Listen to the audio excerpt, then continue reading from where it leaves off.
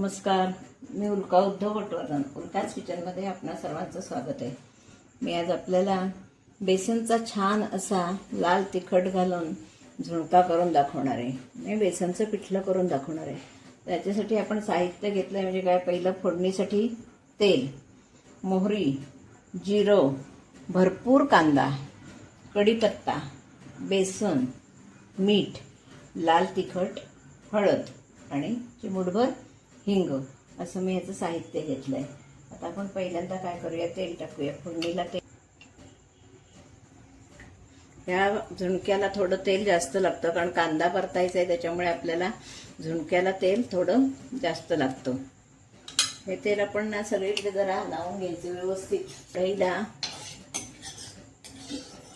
कारण नंतर कढईला ते चिकटतं पीठ, म्हणून असं लावून घ्यायचं. तरी सुद्धा ते थोडं ओढलं जातं पण ते खायलाही छान लागतं. तर आपण तेल तापत ठेवलंय. तेल चांगलं तापलं की पुढची कृती करूया. का आपण बघूया. मोहरी टाकली आहे. मोहरी आपली बघा चांगली आता तडतडलेली आहे. त्यावर जिरं टाकणार आहोत. त्यामध्ये लसूण घातली तरी पण चालते, पण आता मी फक्त कांदा घालणार आहे. आता मी भरपूर कांदा घालते याच्यात. कढीपत्त्याची 2 पानं ती बारीक करून घालणार आहे, म्हणजे सगळ्यांच्या पोटात कढीपत्ता जातो.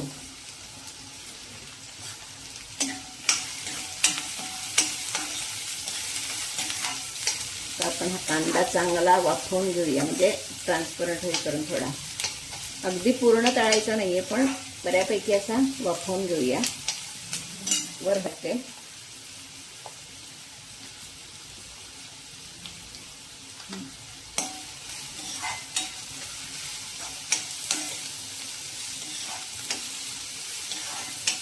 तर मी झाकण ठेवून जरा कांदा शिजवून घेऊया. थोडा कांदा बावला की पुढची कृती.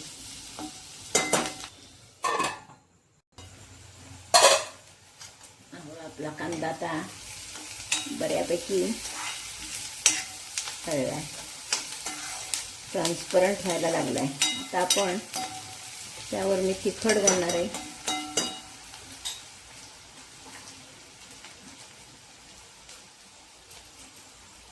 झणझणीत आणि दिसायला असा लाल लाल असा झुणका आपण करणार आहे. मी तिखट घातलंय म्हणजे हे सगळीकडे व्यवस्थित लागतं.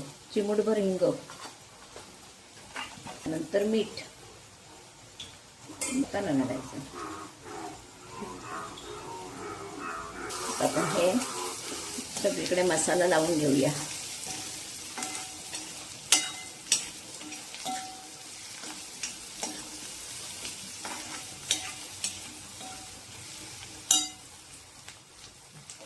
तर आपण यावर पीठ घालणार आहोत.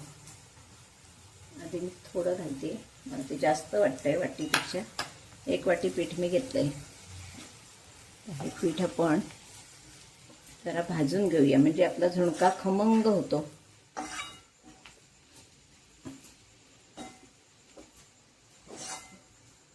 छानपैकी मसालाही सगळीकडे लागतो आणि पिठलं आपलं छान होतं. सगळं पीठ घेतलंय मी, होतं ते 1 वाटी मोठी. तर आपण जरा परतून घेऊन त्यावर पाणी ओतणार आहोत. गरम पाणी ठेवलंय करत. गरम पाणी ओतलं की व्यवस्थित शिजतं आणि गाठी होत नाहीत. छान असं आपण हे सगळं परतून घेतलंय. सुंदर वास येतोय त्याचा खमंग. आपण पाणी ओतणार आहोत.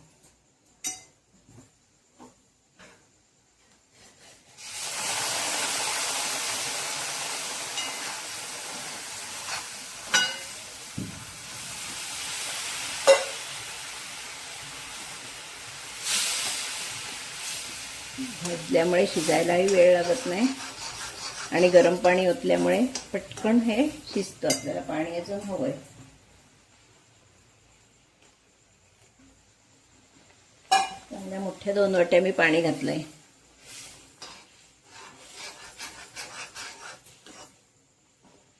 आणि एखादी गाठ जरी आत राहिली तरी ती छान लागते शिजलेली. गाठीचं पिठलं होतं, पण शक्यतो या गाठी मोडतील कारण गरम पाणी आपण घातलंय. शिजेपर्यंत ते गाठी मोडतील. तर मी झाकण ठेवणार आहे वर. थोडं पाणी त्याच्यात हवायचं वाटतंय. त्याबरोबर आपण ज्वारीची भाकरी करणार आहोत.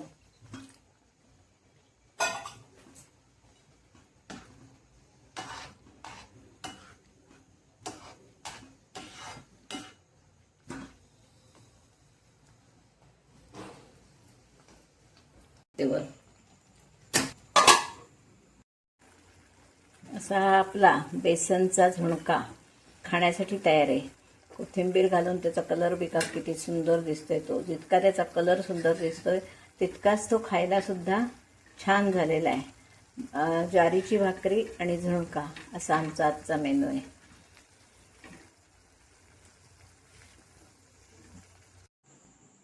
असं हे आपलं छानपैकी बेसनचं पिठलं, लाल तिखट घालून केलेलं, हा मिरचीचा खरडा आणि ही ज्वारीची भाकरी, असा छानपैकी आपला मेनू आता तयार आहे. तर ही भाकरी